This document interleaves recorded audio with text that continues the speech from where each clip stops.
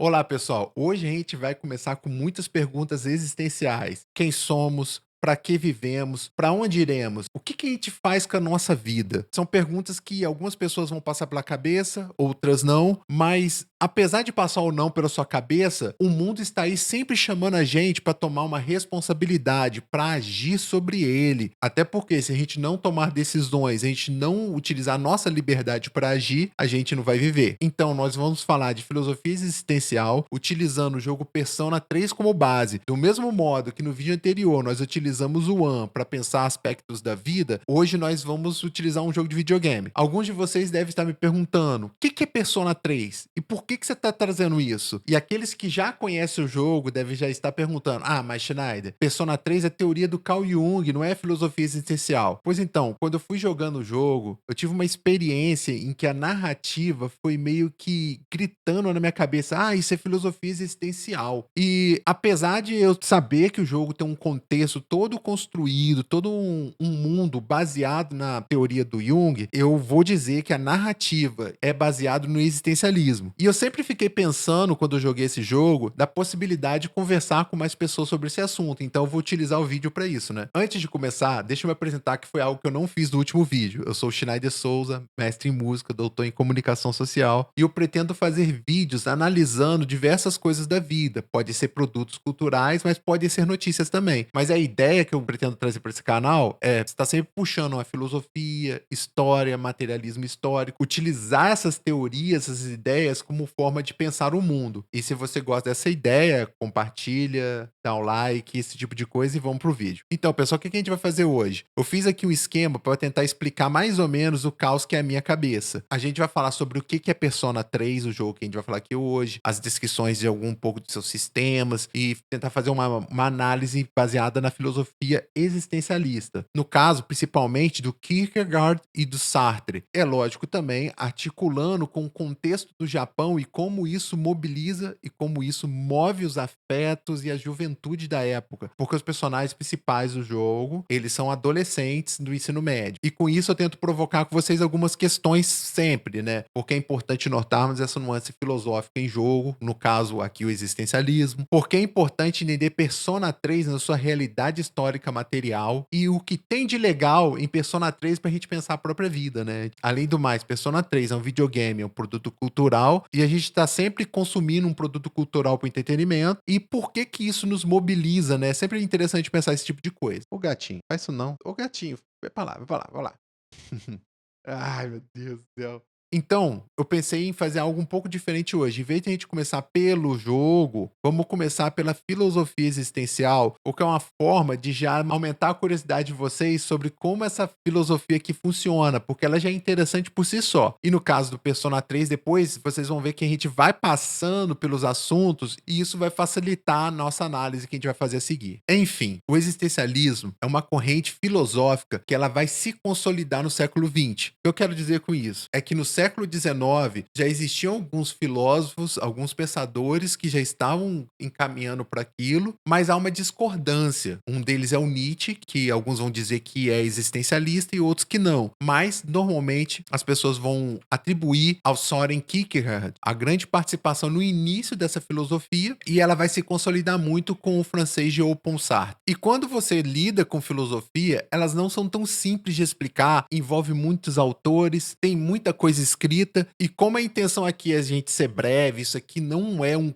curso de filosofia, eu fiz esse mapa mental aqui para dar uma agilizada na coisa, já é um tempão para fazer, tá? E a gente vai precisar entender a base principal do existencialismo. A principal ideia do existencialismo é a rejeição de que o ser humano possa ter uma essência prévia à sua existência, à sua vida, que a gente pode consolidar na frase do Sartre, que é: a existência precede a essência. Toda essa ideia, ela parte de quê? De que nós temos um sujeito que se percebe como finito, situado no universo e concreto, ou seja, vivo. E, portanto, ele é contingente, ele não é muito especial, ele não tem nada que o precede, o que acaba sendo uma rejeição à metafísica tradicional. Mas o ponto que eu quero que vocês entendam é mais essa parte aqui. O ser humano, ele se reconhece no mundo, ele percebe a sua finitude, ou seja, ele percebe que ele pode morrer um dia. E ele não sabe quando isso vai acontecer. Então, nós temos uma vida finita que faz com que as nossas escolhas ganhem um teor de urgência. É a ideia de que você precisa agir no mundo. Aí é importante a gente fazer um refinamento. Na filosofia existencial, liberdade é um entendimento que há escolhas e decisões a se fazer. Mesmo sob limites, há uma escolha. Há uma possibilidade de agência, de você se autodeterminar. E essas escolhas são realizadas em uma vida, em um universo que você pode dizer irracional, ou seja, ele não tem um propósito. A ideia da filosofia existencial é que não tem um propósito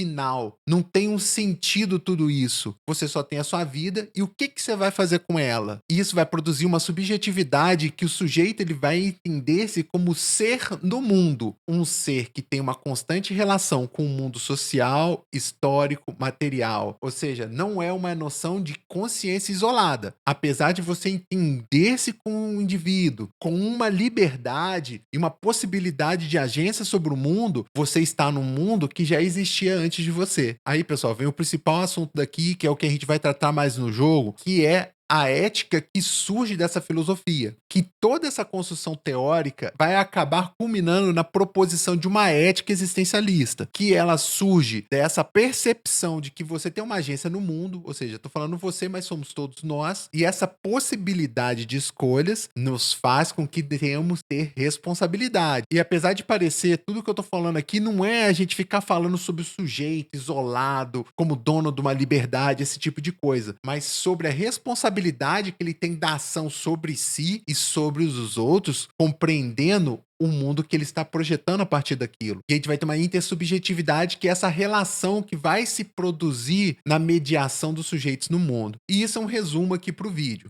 Para consolidar a ideia um pouquinho, eu vou falar aqui do Soren Kierkegaard e também do Sartre posteriormente. Do Kierkegaard, porque ele é considerado o pai do existencialismo, e do Sartre, porque ele é o que tem as ideias mais influentes sobre o Persona 3 que a gente vai falar. Uma das principais contribuições que o Kierkegaard fez foi colocar um afeto que não era muito falado pela filosofia e colocar essa emoção em evidência. No caso, foi a angústia que acabou gerando uma das obras mais importantes dele, que é o conceito de angústia. A ideia do Kierkegaard é que como se o sujeito tivesse fases. De início ele tem uma inocência, uma certa ignorância sobre o universo que o circunda, sobre a sua vida, sobre a vida que ele pertence. Então ele vive no mundo de um modo muito imediatista. Quando ele percebe que ele tem uma possibilidade de agência, uma possibilidade de escolha, que ele pode agir de outra forma, isso gera nele um tipo de pode ser, um tipo de possibilidade na vida. E isso gera nele o que ele vai chamar de angústia, que é esse momento chave que ele se percebe como um sujeito que tem agência no mundo. Simples assim. Só que é o seguinte, no momento que ele coloca angústia, se você for ver nas traduções em inglês, eles utilizam o termo anxiety, que a gente traduziria para ansiedade. Isso demonstra que não é um sentimento muito claro. Essa angústia, ela não é simplesmente um medo, uma dor de barriga ou coisa assim. É uma sensação que muitas de nós passamos, né? Quando a gente começa a tomar decisões no mundo, começa a amadurecer. E esse sentimento ele é importante para o Kierkegaard, porque ele vai dizer que é ali que vai surgir o momento em que o sujeito ele pode realmente fazer uma escolha, uma decisão significativa para definir quem ele é. Ele vai ter coragem daquilo ou se ele vai fugir daquilo. E nisso dá para entender que para o Kierkegaard, a angústia ela funciona como um meio, ela funciona como o momento e a possibilidade de escolha para você formar o sujeito a partir dali, para você criar quem é você. E isso parte do porquê. Escolhas são difíceis. Se responsabilizar é difícil. Então vamos fazer um salto quântico aqui para o Sartre, que ele vai pegar essas ideias e vai trazer para uma perspectiva mais humanista e até mais politizada disso tudo. Do Sartre tem um livro físico, não só digital, né, que é a Subjetividade, o Existencialismo ao Humanismo, e eu tô começando a ler um outro aqui. E o Sartre ele é importante porque ele vai reforçar toda essa ideia que eu estava falando para vocês, de que o sujeito ele tem que ter a responsabilidade no mundo, e ele vai associar isso com as noções de subjetividade, das relações sociais e da importância da gente se responsabilizar. E uma coisa que é importante que ele vai trazer para essa discussão é a noção de que não agir também é agir. Ou seja, nós também somos responsáveis pela nossa omissão. E é o Sartre que vai formalizar essas questões que começaram no Kierkegaard enquanto uma ética de vida mesmo. E a ideia principal é que a angústia não é um erro da existência, né? Como se ela fosse, na verdade, o momento em que a liberdade real começa. E para falar principalmente dessa questão da omissão, o Sartre ele vai inventar um conceito muito interessante que é o de má fé. E é importante falar aqui, a má fé do Sartre, ela não é uma coisa de intencionalidade. Não é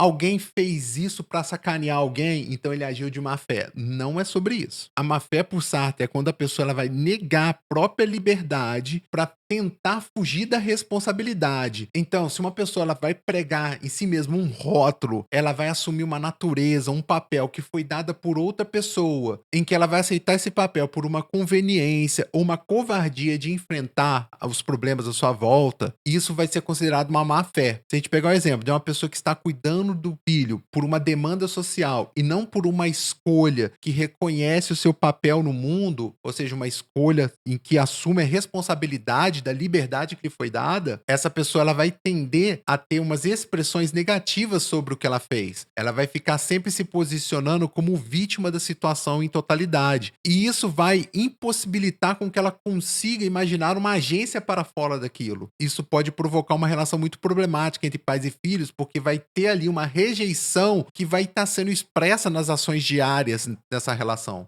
Já no caso, uma pessoa que ela não está agindo pela má fé, ou seja, ela está realmente escolhendo aquilo, entendendo o seu papel da sua responsabilidade, o que ela vai fazer? Ela vai interagir de um modo diferente sobre isso. É lógico que esse exemplo pode estar parecendo um pouco moralista, mas tem que considerar também que se uma pessoa recusa cuidar de uma criança, entendendo todas essas relações em torno dela, e ela assumir a responsabilidade dessa recusa, isso não é má fé. Ou seja, a má fé é quando alguém te impõe um papel, você aceita e você esquiva do uso da sua liberdade. Aí vai uma outra coisa também que complica. É lógico que uma filosofia que se popularizou, que tem muita gente séria estudando, ela não seria tão simples assim. Eu falei desse modo mais para ser didático. Por Sartre, principalmente, apesar de termos muita liberdade sobre nossas decisões, essa liberdade não é absoluta, ela é contingente. Então pode ter momentos em que as escolhas são extremamente restritas ou impossíveis. E sobre esse tipo de situação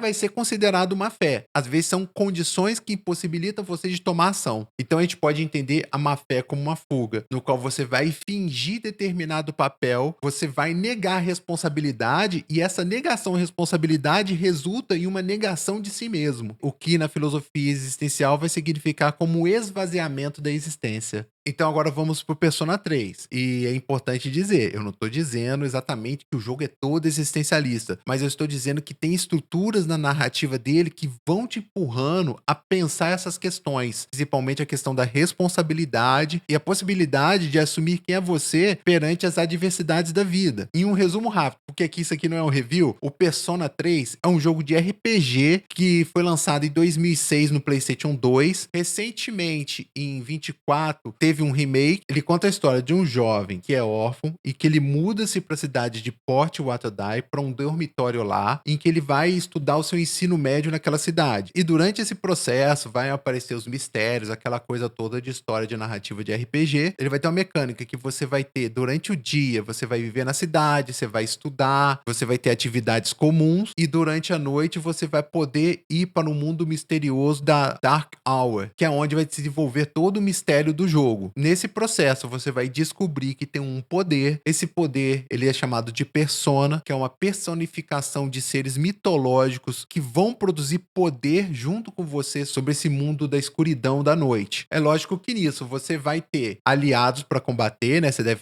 até vendo aqui nas imagens aqui umas carinhas diferentes, mas você também vai ter pessoas com que você vai interagir no mundo de dia, que é o que vai dar essa distinção de mecânicas. No mundo de dia, você vai conversar com pessoas, você vai ter mecânicas de eventos sociais, em que você pode desenvolver relacionamentos com elas, ficar amigo com elas, conhecer suas histórias. Você pode realizar também atividades que vão melhorar seus atributos. Você pode ir no karaokê, cantar, e aí isso vai te dar coragem, por exemplo. E esses atributos vão possibilitar com que você desenvolva ainda mais as relações com esses personagens. Já durante a noite seria um momento em que você vai fazer aventura no RPG, aqui onde você principalmente você vai entrar dentro de uma gigantesca torre chamada Tartarus e você vai a cada noite tentar subir os andares daquela torre, logicamente, como a maioria dos jogos, enfrentando inimigos. Deixa eu contar uma história pra vocês. Eu fui conhecer esse jogo de um jeito meio indireto, né? Uma coisa puxando outra. Mais ou menos 2009, 2010, eu não lembro quando foi exatamente. Eu estava querendo voltar a jogar um pouco de videogame pra descansar a cabeça, porque desde que eu tinha entrado no processo de entrar pra faculdade, ou seja, de fazer o vestibular, depois entrar na faculdade de música e estudar vários anos, eu jogava muito pouco nessa época. Aí na hora de voltar, eu sempre gostei de RPG. Era uma época que eu entrava muito no site da GameSpot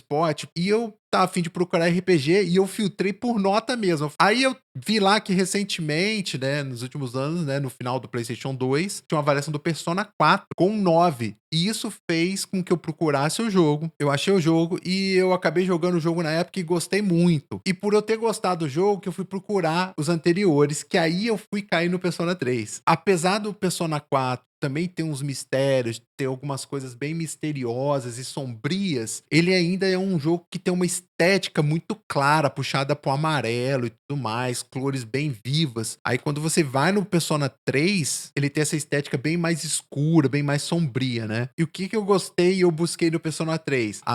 Era um jogo que tem uma história densa, longa, que é um jogo que não é somente se aventurar por masmorra, esse tipo de coisa. Ele possibilitava conhecer pessoas, outras personalidades, vivenciar outros mundos, e aquilo na época pra mim foi muito chamativo. Aí eu fui procurar o Persona 3 atrás disso também. E é essa característica que acabou popularizando a série. É um contexto urbano que já se diferencia muito de outros RPGs. A primeira versão do jogo foi lançada em 2006 e o jogo ocorre em 2009 e foi mais ou menos da época que eu joguei. Então, de certo modo, era uma realidade que ainda era muito paralela àquela que a gente vivia. Diferente de você jogar um Dragon Quest, um Final Fantasy. E é lógico que toda essa construção que é feita sobre o jogo, que os produtores fazem dele, não é feita do nada, não é magia. Ela vem da própria experiência que os desenvolvedores tiveram na vida. Então a gente não pode deixar de passar um pouquinho pelo contexto material da época. Uma coisa importante é saber, o Japão era muito próspero na década de 70 e década de 80, porém a partir da década de 90, a economia começou a sofrer muito, a ponto do Japão considerar a década de 90 como uma década perdida. E isso vai ocorrer por diversos fatores. Um deles vai ser o estouro da bolha imobiliária no início da década de 90, que vai dar uma queda absurda no mercado de ações e vai criar uma grande dúvida com o investimento, fazendo com que as pessoas invistam menos e guardem mais o seu dinheiro. Por outro lado, também vi uma outra coisa acontecendo. O mundo inteiro estava fazendo uma mudança na economia muito puxado pelos Estados Unidos, que estava desenvolvendo um modelo econômico descentralizado e financeirizado. E o Japão, que sempre foi meio que pau-mandado dos Estados Unidos depois da Segunda Guerra Mundial, o Japão foi aderindo a essa forma e também entrando nessa descentralização e financiarização econômica, que vai diminuir a quantidade de indústria no país, que vai aumentar a quantidade de trabalhos por serviços e não fixos. Isso vai criar uma desestabilização do processo mais estável que o Japão passava. E esse desânimo de investimento, de gasto, vai estagnar a economia japonesa. Eles vão tentar algumas medidas nisso e não vão conseguir mudar. O resultado disso é que isso vai criar uma desestabilização na perspectiva dos jovens sobre o futuro. Se as gerações anteriores conseguiram emprego para se estabilizar dentro de polos tecnológicos avançados, os jovens olhavam para o futuro e via que a quantidade de vagas era bem menor e que talvez eles tivessem que pegar um emprego mais flexível, com menos direitos e menos estabilidade, até mesmo para poder sustentar uma família. E além disso, como forma de tentar conter esse processo, também vão ter medidas de austeridade que vai diminuir a estrutura de apoio social para os mais necessitados. Que, em resumo, a gente pode entender toda essa estagnação, vai diminuir qualquer tipo de mobilidade social. As pessoas vão perceber esse fenômeno, isso vai afetar a projeção de futuro e também a percepção que eles têm da vida. E os jovens não são bobos, eles já vão sentir o tipo de futuro que eles têm já na escola, enquanto eles estão estudando, vão ser pressionados culturalmente para estar estudando muito. É de considerar, por exemplo, que o jovem no Japão, ele estuda mais ou menos de 8h30 às 3h30 da tarde, às vezes com 1 hora adicional de atividades em clubes, mas a questão é que ele vai ficar bastante tempo dentro da escola e às vezes tendo que depois ainda fazer atividades em casa. Desse modo, grande parte da vida dele tem ocupação dentro da escola e já imaginando quando eu terminar, o que eu vou ter? E tudo isso leva ao aparecimento de diversos problemas de nível psiquiátrico que vocês já devem ter até visto em algum anime ou mangá da vida. Um deles é o Hikikomori, que é uma pessoa que ela vai para um isolamento tão extremo como uma forma de recusa social que é difícil tirar ela. Ela vai fazer uma reclusão tão grande que ela vai ter contato com quase ninguém. Isso há muitos anos atrás, há praticamente 20 anos atrás, foi até reportagem do Fantástico. Muito esquisito isso, Patrícia. Na viagem que fizemos, descobrimos que a solidão é um problema sério para os jovens japoneses. E visitamos uma clínica que ajuda essas pessoas a se readaptarem à vida em sociedade. Interessante. Vamos ver? Num jantar de confraternização em Okinawa, uma mesa animada e misturada. Brasileiros, japoneses e até porto-riquenhos. Só que uma cena como essa é algo impensável para jovens daqui que sofrem de algo conhecido como hikikomori, a síndrome do isolamento.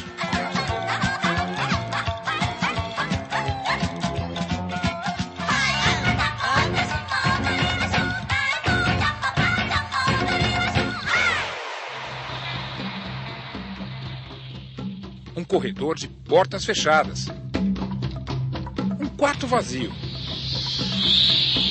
Um banheiro onde até o silêncio faz eco. Uma cozinha abandonada. Uma sala de convivência onde, pelo menos ao que parece, ninguém convive. A única evidência mais segura de que essa casa é habitada está nos sapatos que se acumulam na porta de entrada. Mas onde estão seus moradores? As placas no painel indicam que eles estão dentro dos quartos e não querem ser perturbados. Este é o lugar de transição para que essas pessoas se readaptem à vida em sociedade depois de anos trancados no quarto, sem contato com ninguém. Shoichi Yamashita, um dos coordenadores desse centro de tratamento em Tóquio, explica que pode levar até 2 anos para que esses jovens voltem a interagir com outras pessoas. Mas o que é hikikomori? Por que um jovem decide se isolar? Shoichi vê o fenômeno como produto de uma sociedade que cobra demais dos jovens. Sem preparo para os desafios de uma vida adulta, crianças e adolescentes se retraem e passam a viver no seu quarto, com a porta trancada, por 1 ano, 2, 5, 10 anos ou mais. Foi o caso de Naoki Sekiya, que mal se lembra com que idade tudo começou. Acho que não tinha nem 20 anos, conta Naoki, e quando vim pra cá já tinha 30, então devo ter ficado uns 11 ou 12 anos vivendo assim. O motivo para ele ser tão retraído? Achava que tinha um rosto muito grande e que por isso seria rejeitado por todos. Assim como Shoichi, que também teve sua fase hikikomori, Naoki hoje trabalha nesse centro e nos encontros semanais com outros jovens que passam por isso, sempre aconselha: não levem os desafios tão a sério, vocês não precisam ser perfeitos. Essa cobrança muitas vezes começa dentro de casa, mas a família japonesa não está preparada para lidar com as consequências. Os pais participam desse processo, desse tratamento? Shoichi responde que a ideia é justamente afastar esse jovem dos pais. Eles não sabem o que fazer com o filho, pelo menos no... E esse é um ponto importante. Tem uma grande pressão sobre os jovens, às vezes da própria família, mas também da sociedade externa, da escola, dos ambientes sociais que eles passam. Tudo isso que eles precisam desempenhar para criar resultados na vida. Só que eles mesmos já percebem que esses resultados provavelmente não chegarão. Por mais que eles se esforcem, talvez eles não consigam ficar no nível daquilo que pedem deles. As condições de trabalho não são tão favoráveis, os empregos não dão tantos benefícios e situações para uma estabilidade de vida, e mesmo quando eles conseguem trabalhar nesse processo, eles não vão conseguir mobilidade social, juntar dinheiro para comprar uma casa, ter uma vida decente, uma família. Tudo isso acaba pesando a ponto que surge esse fenômeno. E tem uma outra condição também que vocês devem já ter visto em animes da vida, que é o NEET, que seria essa pessoa ali na fase adulta que está desempregado por muito tempo, que tem um outro nome no Japão, que é Fritter ou Furita, algo assim, não sei como fala, que seria essa categoria de trabalhador que tem um salário muito baixo, que a gente pode ver que os imigrantes também, né, estão nessa situação. E tem uma outra que ela é muito específica do modo como funciona a cultura japonesa, que o pessoal vai chamar de Parasite Single, que seria Parasite Shinguro. Seria o solteiro parasita, que é a ideia do indivíduo que vive com os pais mesmo sendo adulto e que acaba recaindo mais sobre as mulheres solteiras que vivem com seus pais. Isso vai influenciar o estudante japonês, que por acaso são os personagens também do Persona, em que eles vão viver até um problema geracional, no qual são jovens que estão vendo seus pais que tiveram um certo sucesso, conseguiram um certo desenvolvimento social, só que agora para eles não vai ter esse tipo de coisa. E a sensação de fracasso, ela já é perceptível até mesmo antes de tentarem, o que vai causar todos aqueles problemas que a gente comentou psiquiátricos, mas também alguns até mais pesados. E isso pode ser percebido no jogo de um jeito muito curioso. Não tem uma ameaça que seja política no jogo. A ameaça ela é invisível, ela é a ameaça das sombras, da noite que eles não sabem o que tem. Além disso, alguns outros fenômenos também vão afetar também toda essa mentalidade dessas pessoas. Em 95, aconteceu um terremoto de alta escala no Japão que matou mais de 6 mil pessoas. Também ocorreu um ataque terrorista com gás no metrô de Tóquio em 95, que matou 13 pessoas e deixou muitas feridas. Apesar do número não ser tão grande quanto de outros atentados terroristas, o Japão não estava acostumado a ver esse tipo de violência. Então acontece esses dois momentos que sempre vão estar sendo referidos em vários jogos até. Vocês podem ver que tem jogos no Japão que sempre estão falando dessa questão dos terremotos. Mas tem um outro fator cultural também. Olha ele aqui, o Nostradamus. Tem que se considerar que essa passagem dos 2000 havia uma angústia, uma preocupação, um sentimento esquisito dessa virada para os anos 2000 que as pessoas tinham medo de um fim do mundo por causa da profecia do Nostradamus. Quem viveu essa época sabe o tanto que isso era passado na televisão e isso foi mundial. E todo esse contexto que eu tô falando para vocês, das doenças psicológicas e psiquiátricas e todo esse espanto que tem, vai produzir um imaginário sobre o Japão que vai causar um peso sobre muitas pessoas. No jogo, isso vai ter uma referência direta que eles vão chamar de síndrome da apatia, que é a doença principal que as pessoas sofrem naquele mundo, que a gente pode interpretar como uma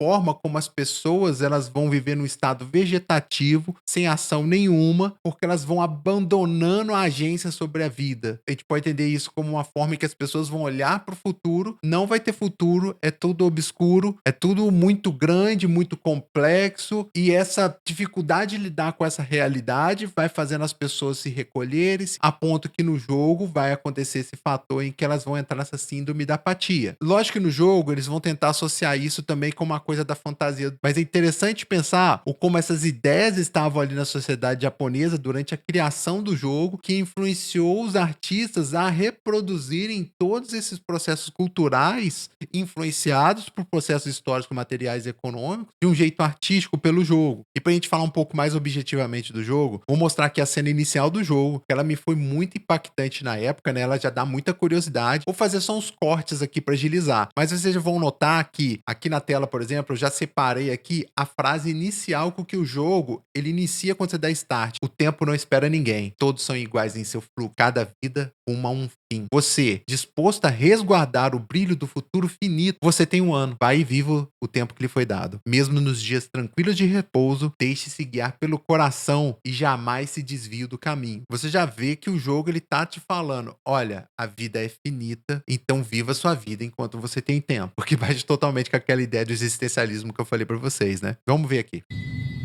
Aí é um ponto que eu quero que vocês prestem atenção nesse momento. 引き金を引くだけやらなきゃダメできない。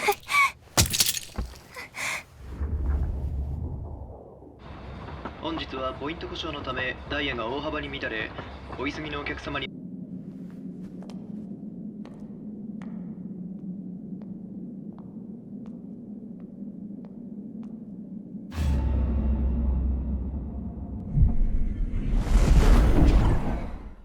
Logo no começo do jogo, quando você assume o controle, você vai andar por uma rua escura e você vai encontrar umas coisas esquisitas, como caixão em pé, né? Vários caixões e umas poças de sangue. O jogo ele já te apresenta com uma coisa bem macabra pra depois te chamar pra outras cenas. E tem outra coisa que eu quero mostrar pra vocês aqui nesse início. Primeiro que eu quero mostrar, você vai encontrar esse garoto misterioso logo na entrada do dormitório que você chegou de noite. E ele vai te mostrar isso aqui. Se você quiser continuar, assine aqui. É um contrato. Tá te oferecendo um contrato. Ele fala, fique tranquilo com o contrato. Ele só diz que você aceita a total responsabilidade pelas suas ações. Tá vendo aí mais um chamamento pela responsabilidade? Logo em seguida vai ter algo curioso, que ele vai pedir para você assinar aqui. Aí vem uma coisa importante que eu quero falar. Ele diz, assine aqui para demonstrar que você aceita a responsabilidade pelas suas ações. E na hora de assinar, eu achei muito curioso que você pode escolher um nome mesmo. Então você pode fazer o seguinte, você pode tanto colocar o seu nome e personificar esse sujeito que você vai jogar como se fosse uma projeção de você no jogo. Aí você vai aceitar as responsabilidades pensando como se fosse uma outra forma de ser você no jogo, ou você pode pôr um outro nome e ser uma outra coisa, ser uma outra pessoa e fazer ações diferentes. O que eu acho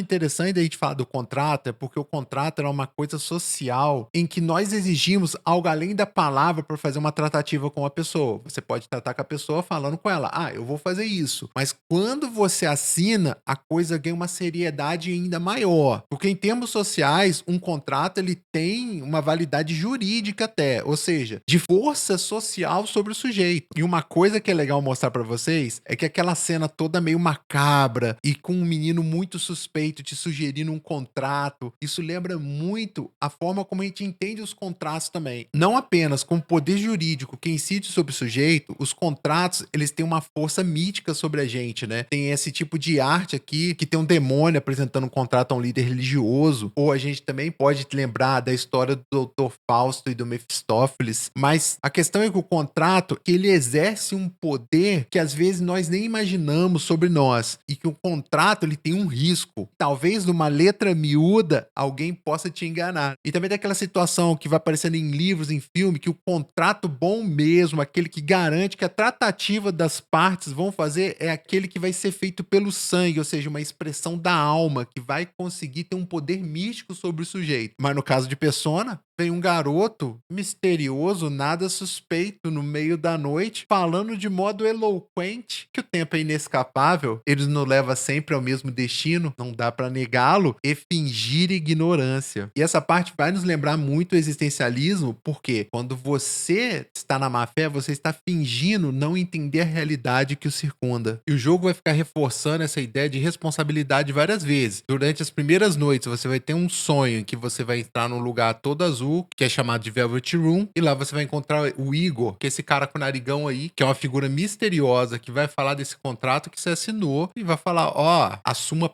plena responsabilidade pelas suas escolhas. E na noite seguinte, você acaba descobrindo uma coisa sobre o jogo, que aquela questão de ter os caixões de noite e tudo mais, é porque durante a noite acontece uma coisa especial, uma coisa diferente, que é a Hora Sombria, que tem todo um mistério por trás. O dormitório que você está vai sofrer um ataque à noite, e aquela garota que estava na cena inicial com a pistola, ela vai ser responsável por cuidar de você, de tirar daquele lugar perigoso, sendo que o seu personagem ainda não tem noções sobre esses eventos que parece que os outros todos sabem. Ela vai encontrar você no quarto e vai falar pra vocês saírem correndo. Aí no desespero da fuga, vocês vão para o terraço do prédio, vão se trancar lá. Porém, não vai adiantar muito porque as sombras vão vir por outro lugar. Aí vai vir uma cena interessante que vai juntar lá com a primeira.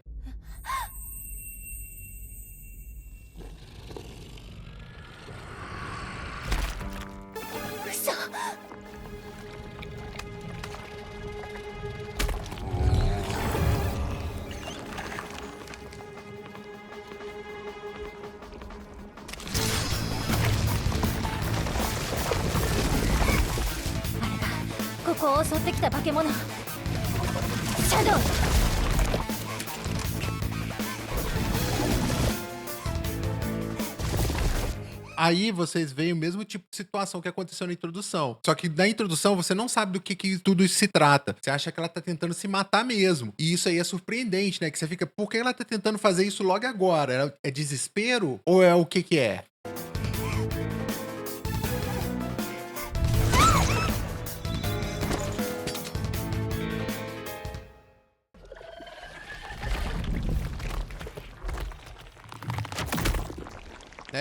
Vocês viram que a arma caiu?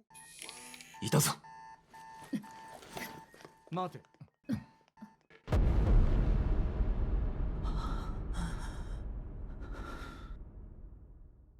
Aí você pensa, o que que ele vai fazer pegando essa arma agora, né? Ele vai fazer o lógico, ele vai atirar no monstro.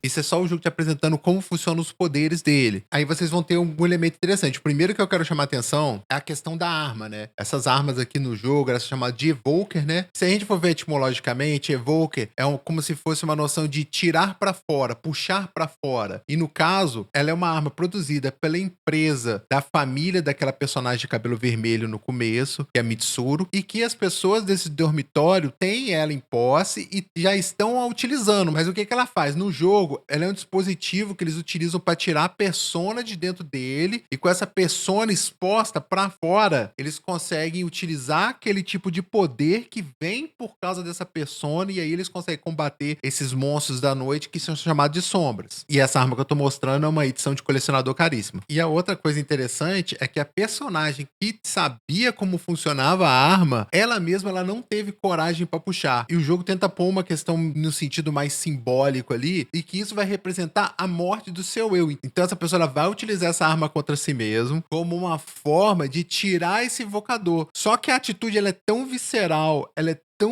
tão simbolicamente perturbadora que essa personagem aí, o cara, ela não consegue fazer, ela tem medo disso. E ela tem medo não somente de fazer isso, mas também de jogar pra fora a essa persona que tá dentro dela. E vocês vão perceber que isso acaba funcionando com a metáfora, no qual você, para adquirir poderes, para você conseguir mudar a realidade à sua volta, para você não simplesmente ser morto pela vontade de outras coisas do mundo, você tem que tomar uma decisão na realidade, e essa decisão coloca você em uma condição diferente.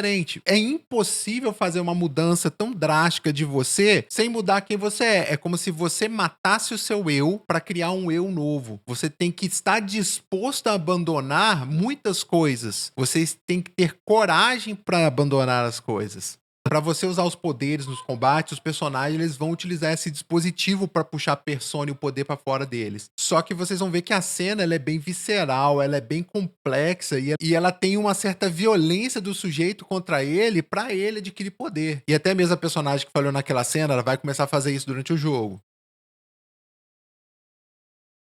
Quando ela atira, parece que a realidade se rompe e insurge um ser atrás dela novo, né? Tem ali uma tela mostrando a face dela e ela mirando a arma na cabeça. Quando ela dispara, a imagem dela se destrói e aparece um ser novo atrás dela. É como se ela estivesse puxando uma nova possibilidade, uma nova forma de ser para fora dela, que é o que lhe vai dar poder para combater as sombras de noite a noite. E o que que isso acaba nos dizendo? Que tornar-se sujeito exige uma ruptura. É um gesto que é violento e que não acontece de modo suave. Então esse gesto de atirar acaba sendo uma provocação. E esse jogo ele acaba sendo sacana, porque esse gesto acaba demonstrando uma ambiguidade. Porque o mesmo gesto que quer dizer retirada da própria vida, ele também é aquilo que atribui poder. Só que no jogo, na verdade, isso é subvertido por outra coisa. Ele destrói quem é você de um jeito mais metafórico e insurge você com poder real no mundo. O que quer dizer que precisa de muita coragem para ser realizado de qualquer forma. Porque fica claro uma mensagem de que, para adquirir poder, temos que estar dispostos a perder certas coisas. Tem uma entrevista legal aqui com o produtor Katsura Hashino e o diretor de arte, o Shigenori Soejima, que é bem legal sobre isso. O entrevistador vai perguntar assim: diz que medo e convicção são necessários para invocar uma persona. Isso tem a ver com o fato de que os invocadores têm formato de armas de fogo? Aí o Hashino ele vai responder assim: acho que muitos jovens já notaram a realidade da morte uma ou duas vezes, mas provavelmente não a trataram como algo mais que um pensamento passageiro. Por exemplo, quando alguém reconhece que sua maior fraqueza é a tendência a procrastinar, pode tirar alguns momentos numa noite para se sentir mal e dizer: vou parar de procrastinar. O que é ótimo, mas na maioria das vezes eles esquecem essa resolução até a manhã seguinte. Então, percebe que estão procrastinando de novo e vão se dar uma pequena bronca ou algo assim. Às vezes as pessoas precisam de algum tipo de símbolo externo para servir de lembrete de sua convicção. Você vê isso com gente de negócios que deixa post-it como um provérbio ou palavras de incentivo coladas no monitor do computador no próprio trabalho. Em vez de nossas personagens dizerem: "Ah, eu posso totalmente invocar uma persona, viva, venha cá, persona!", queríamos dar a ele um estímulo externo que os lembrasse da seriedade da decisão tomada e testasse sua determinação toda vez. Acho que não precisava ser uma arma de fogo, mas o que posso dizer, o Soejima gosta de armas. Aí o Soejima vai rir, eles vão fazer uma gracinha aqui, mas o que importa é esse final aqui. Tem muita coisa passageira passando pela cabeça toda vez que coloca a arma na cabeça e puxa o gatilho. Os personagens experimentam um tipo semelhante de tensão quando invocam uma persona. Aí, durante a conversa da entrevista, vão falar: parece que existe muita força de vontade. Algumas pessoas simplesmente reagem às personagens dos outros. Eles são influenciados pelo comportamento daqueles ao redor e moldam seus pensamentos ou ações com base nisso. Invocar uma persona exige a capacidade de se definir por seus próprios motivos. E é por isso que uma persona pode assumir uma forma consistente e o outro vai concluir a conversa. É sobre ter perspectiva sobre a vida. Aqueles que conseguem encarar a realidade de que a morte é inevitável são aqueles que conseguem invocar uma persona. Essas pessoas são definidas pelo jogo como aquelas que podem permanecer alertas durante a hora sombria. A hora sombria é uma representação da morte. E embora todos possam viver com a noção de morte todos os dias, nem todos estão necessariamente conscientes. Quando você conseguir se manter consciente durante a hora sombria e ver essa verdade, você sempre poderá enxergá-la. A convicção de continuar independentemente dessa verdade é o poder que alimenta a capacidade de invocar uma persona. Essa é uma teoria exclusiva de Persona 3. Exclusiva. Apesar de eles se acharem originais demais, é interessante pensar a precisão como a noção existencialista aparece nessa hora da fala, né? Pois fica evidente que não é sobre um desejo ou vontade simples de viver, de se manter vivo, mas um tipo de realização firme e consistente que faz enfrentar a vida. Ou seja, é como se fosse tomar responsabilidade real sobre quem você é, não negando a realidade como ela é, e ao mesmo tempo, por isso, tomando uma ação. E é por isso que ele vai falar isso, a convicção de continuar, independentemente dessa vontade, é o poder que alimenta a capacidade de invocar uma persona. Até porque, né, eu acho que o grande problema da vida é que ela não é conveniente, ela sempre está nos dizendo o quão difícil é encará-la, ou que é difícil aceitar que poucos somos importantes e que a vida vai seguir, o mundo vai seguir apesar da gente. Então essa noção de persona no teatro é como se fosse uma identidade pela atuação, o que a gente, em teorias mais atuais, vamos chamar de performance. Então você tem uma identidade que você performa. E tem um livro, como é que é o nome mesmo? E tem esse livro que eu lembrei aqui, da representação do eu, do Irving Goffman. Ele considera que essas performances de identidade que a gente tem na sociedade, na nossa vida, etc., elas são compostas por várias possibilidades. Elas compõem tudo um mesmo eu. Você consegue desempenhar um papel social, como ser um professor, um médico, e também ser um pai, uma mãe em casa, um filho. Você consegue fluir por esses tipos de identidade em comportamentos performados de modo diferente em cada situação, mas dentro de um conjunto que compõe você. Ao mesmo tempo que você consegue ser diferente em determinados lugares, essa diferença ainda é uma determinação de quem você é. Você não consegue extrapolar para além de você. Aí a questão da máscara vai ser importante. Não sei se vocês repararam, mas as sombras, aqueles inimigos que eu falei, elas têm uma máscara acoplada a um corpo. No caso da máscara aqui covarde, ela tem um corpo amorfo, mas tem outras também, olha aqui. Tem essa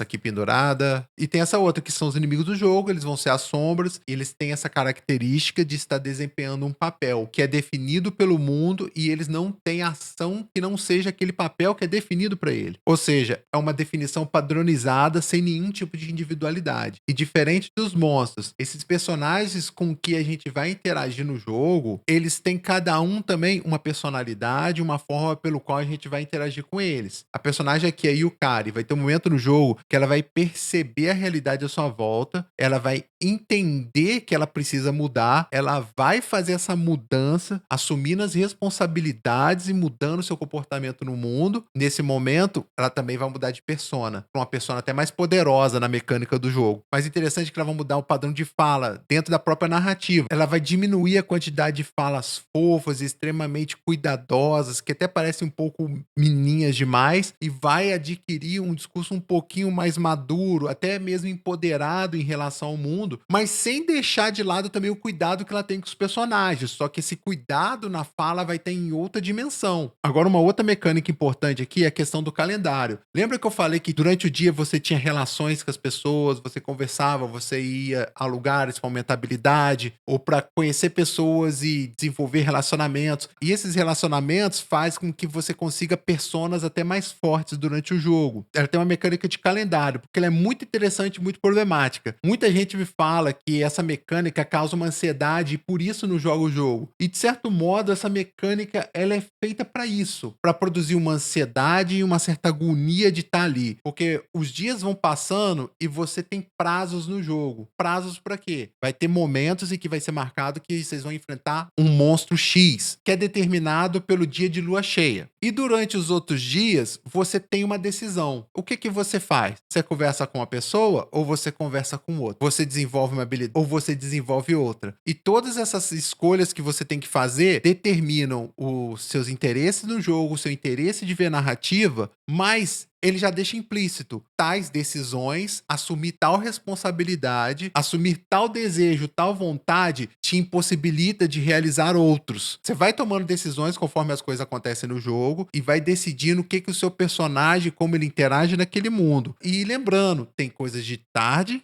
tem coisas de noite também. Então, como jogador, você está sempre pressionado pelo tempo. O mesmo tempo que possibilita você ter esses momentos com essas pessoas, porque elas vão estar nesses lugares específicos, ele é aquele que vai te dizer, você não tem tanto tempo assim. Não é possível fazer tudo, toda decisão implica uma renúncia. E você vai ter que viver com as decisões que você tomou, que não pode voltar atrás. E vai ter um outro fator existencial também. Você, enquanto jogador, você tem uma liberdade que ela é contingente, totalmente controlada e limitada por um calendário de decisões em um mundo que vai viver apesar de você. Isso vai impor no jogador uma percepção de que até pequenas decisões envolvem grandes riscos, beliscando, de certo modo, a noção de que a ideia nasce na prática, que também é uma perspectiva existencial. A vida não é feita só de grandes decisões, como até comentei anteriormente na questão das personas, mas também de pequenas decisões que são feitas cotidianamente, a cada momento de nossa vida. E aí vale também a gente pensar o como que essas decisões elas vão compondo quem nós somos. A ideia é que aquilo que você é não é pré-determinado,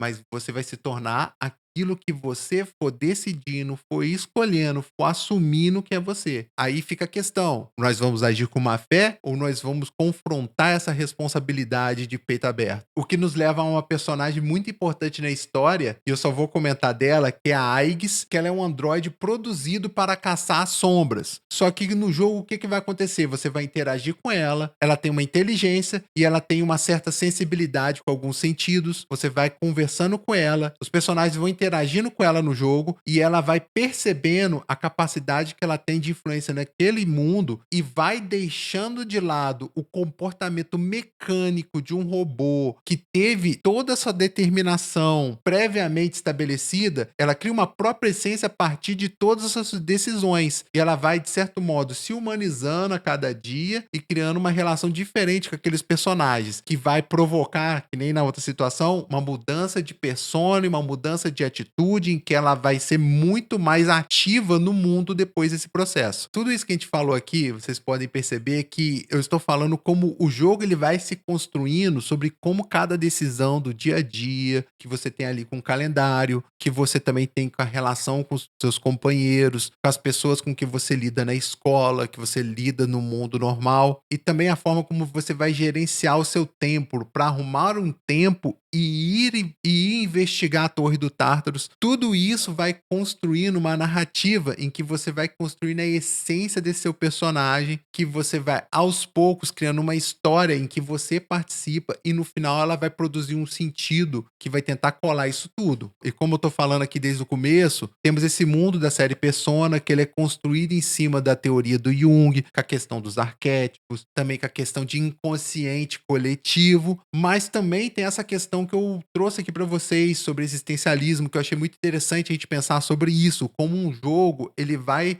construindo esse senso de responsabilidade que às vezes é difícil mesmo a gente lidar, porque é difícil lidar com uma quantidade imensa de compromissos, até mesmo dentro de um jogo. E o jogo vai te mostrando isso. Cada decisão que você faz, ele avança o jogo. Além disso, ele também vai construindo a persona, a identidade que você configura pro seu personagem. E toda essa questão de tirar a persona pra fora, qual é a persona que você vai interagir, qual que você vai usar, ou seja, como você vai performar a vida. Só que o jogo ele não trata isso como uma psicologia especificamente, como uma forma de se curar e superar os problemas, mas ele trata isso como uma forma de pensar a responsabilidade de sua ação no mundo. O jogo acaba sendo mais sobre o mundo que você constrói com suas decisões do que o personagem que você constrói. E eu digo isso da construção do mundo porque, apesar da rotina constante, você vai ter uma liberdade, um espaço de ação e possibilidades em que você vai produzir efeitos sobre aquelas personagens ali. Parece que o jogo vai deixando até uma mensagem, um tipo de para com essa má fé, para com a covardia, assume a realidade que você tem, pois é melhor do que se acovardar e deixar de viver a vida. É lógico que tudo isso é muito mais fácil falar, né, gente? E essas questões que eu trouxe aqui é mais pra gente trazer uma reflexão, uma conversa, que eu até gostaria que vocês compartilhassem aqui o que vocês pensam do que foi dito. Se vocês concordam, vocês discordam. Se vocês adicionariam alguma coisa a essa conversa. Particularmente, eu acho o Persona 3 muito interessante nessas questões. Eu acho que ele traz uma experiência que